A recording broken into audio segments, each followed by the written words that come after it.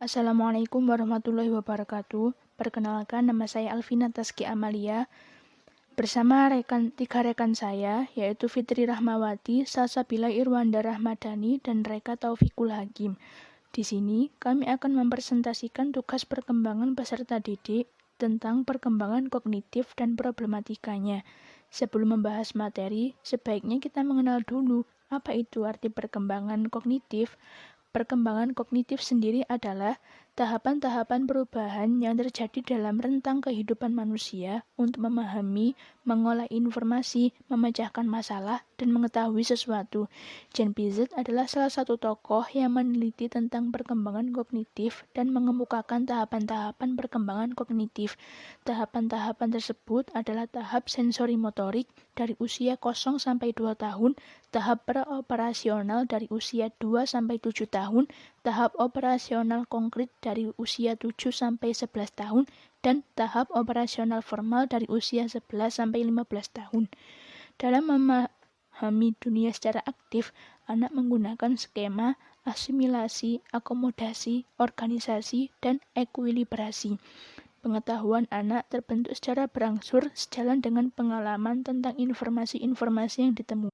Menurut Piaget, anak menjalani urutan yang sudah pasti dari tahap-tahap perkembangan kognitif. Pada setiap tahap, baik secara kuantitas maupun kualitas, kemampuan anak akan menunjukkan peningkatannya masing-masing. Adapun faktor-faktor perkembangan kognitif, menurut Ahmad Susanto, tahun 2011, halaman 59 sampai halaman 60, faktor-faktor yang dapat mempengaruhi perkembangan kognitif antara lain faktor hereditas atau keturunan. Teori hereditas atau nativisme yang dipelopori oleh seorang ahli filsafat, Schopenhauer, mengemukakan bahwa manusia yang lahir sudah membawa potensi tertentu yang tidak dapat dipengaruhi oleh lingkungan. Yang kedua adalah faktor lingkungan. John Locke berpendapat bahwa manusia dilahirkan dalam keadaan suci seperti kertas putih yang belum ternodai, dikenal dengan teori tabula rasa. Taraf inteligensi ditentukan oleh pengalaman dan pengetahuan yang diperolehnya dari lingkungan hidupnya. Yang ketiga adalah faktor kematangan. Tiap organ, secara fisik maupun psikis, dikatakan matang jika telah mencapai kesanggupan menjalankan fungsinya masing-masing. Hal ini berhubungan dengan usia yang kronologis. Yang keempat adalah faktor pembentukan.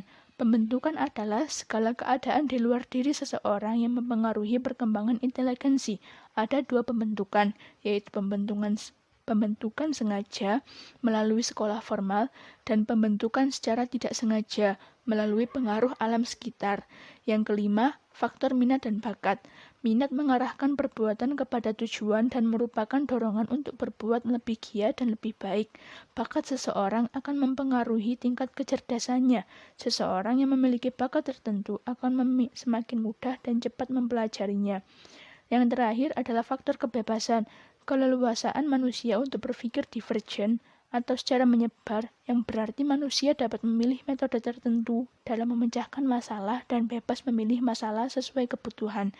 Sekian dari saya, dilanjutkan oleh teman saya, Salsabila Irwanda Rahmadani. Konsep kunci teori perkembangan kognitif Piaget dalam memahami dunia anak-anak secara aktif menggunakan skema asimilasi, akomodasi, dan ekuilibrasi. Yang pertama yaitu skema.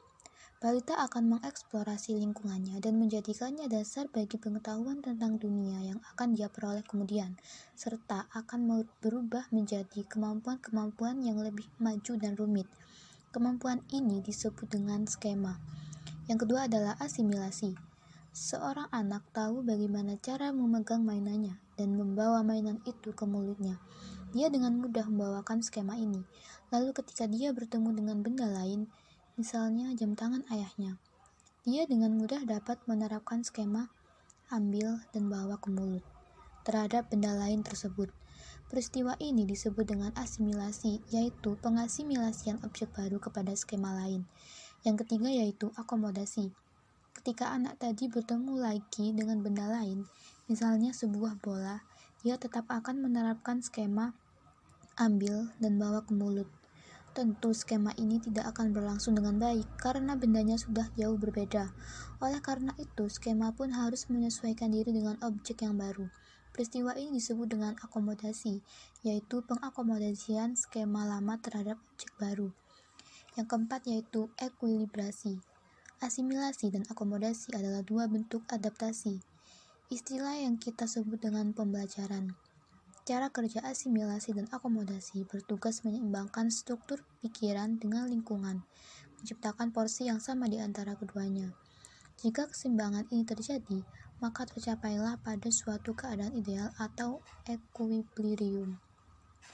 Selanjutnya yaitu tahapan perkembangan kognitif.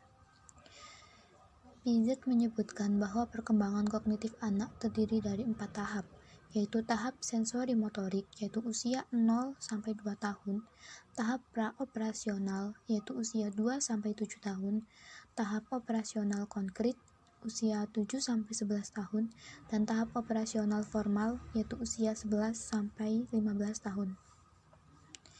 Yang pertama yaitu tahap sensori motorik, usia 0-2 tahun. Beliau berpendapat bahwa tahapan ini menandai perkembangan kemampuan dan pemahaman spasial penting dalam 6 subtahapan, yaitu yang pertama, subtahapan skema refleks, muncul saat lahir sampai usia 6 minggu dan berhubungan terutama dengan refleks.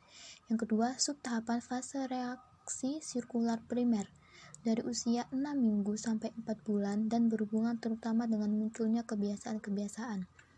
Yang ketiga, subtahapan fase reaksi sirkular sekunder, muncul antara usia 4-9 bulan dan berhubungan terutama dengan koordinasi antara penglihatan dan pemaknaan. Yang keempat, subtahapan koordinasi reaksi sirkular sekunder, muncul dari usia 9-12 bulan, saat berkembangnya kemampuan untuk melihat objek sebagai sesuatu yang permanen, walau kelihatannya berbeda kalau dilihat dari sudut berbeda, atau permanensi objek. Yang kelima, subtahapan fase reaksi sirkular tersier, muncul dalam usia 12-18 bulan dan berhubungan terutama dengan penemuan cara-cara baru untuk mencapai tujuan. Dan yang terakhir adalah subtahapan awal representasi simbolik, berhubungan terutama dengan tahapan awal kreativitas.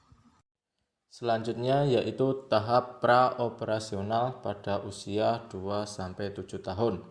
Ciri dari tahapan ini adalah operasi mental yang jarang dan secara logika tidak memadai.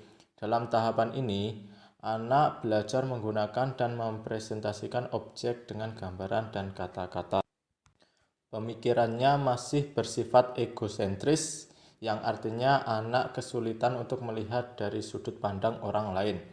Anak dapat mengklarifikasikan objek menggunakan satu ciri seperti mengumpulkan semua benda merah walau bentuknya berbeda-beda atau mengumpulkan semua benda bulat walau warnanya berbeda-beda. Selanjutnya yaitu C, tahap operasional konkret pada usia 7-11 tahun. Proses-proses penting selama tahapan ini adalah sebagai berikut. Yang pertama, pengurutan. Kemampuan untuk mengurutkan objek menurut ukuran, bentuk, atau ciri lainnya.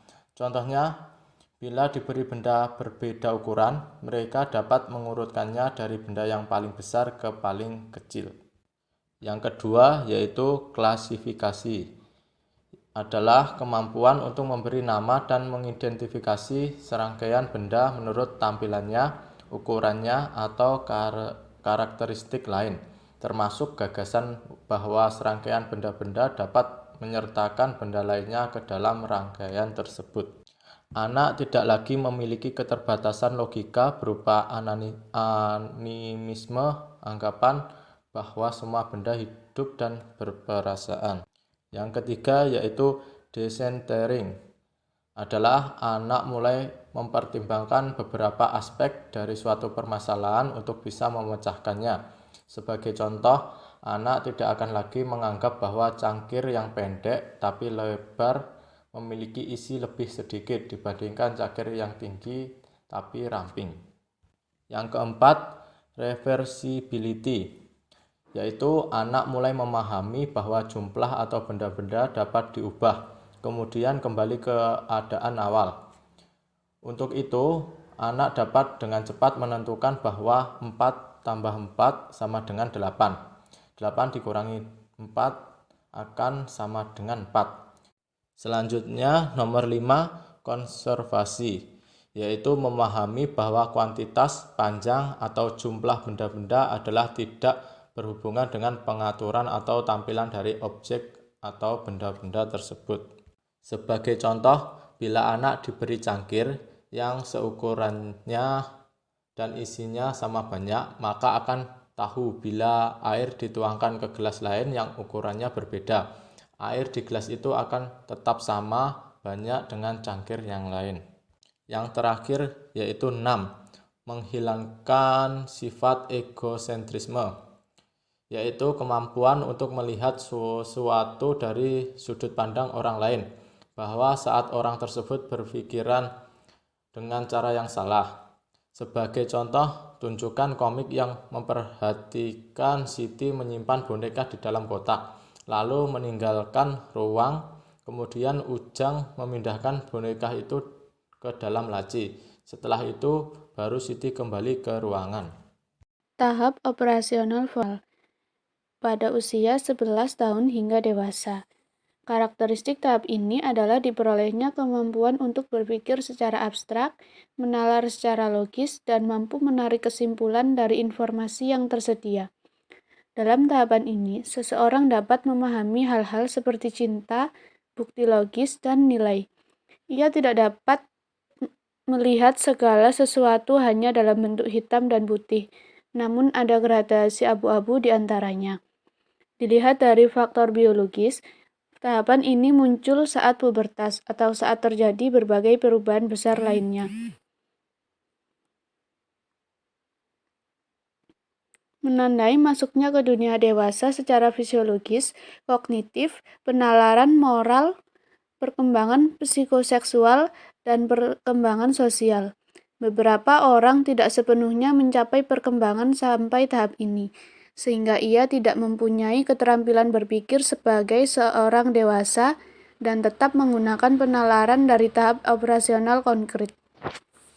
Yang berikutnya, problematika dalam perkembangan kognitif. Yang pertama, kecerdasan yang menurun dan tidak stabil. Kemudian, kurang imajinasi dan tidak terarah, kurang kreatif dan tidak kreatif, tidak bisa melihat bakatnya, daya ingat yang lemah, kurang mampu membagi waktu serta membedakan waktu, minat atau hobi yang lemah, kurang bernalar, kurang serius, kurang konsentrasi, kurang tekun, kurang teliti, daya persepsi lemah, dan yang terakhir kurang dari menganalisa. Sekian yang dapat kami sampaikan. Apabila ada salah kata, mohon dimaafkan. Wassalamualaikum warahmatullahi wabarakatuh.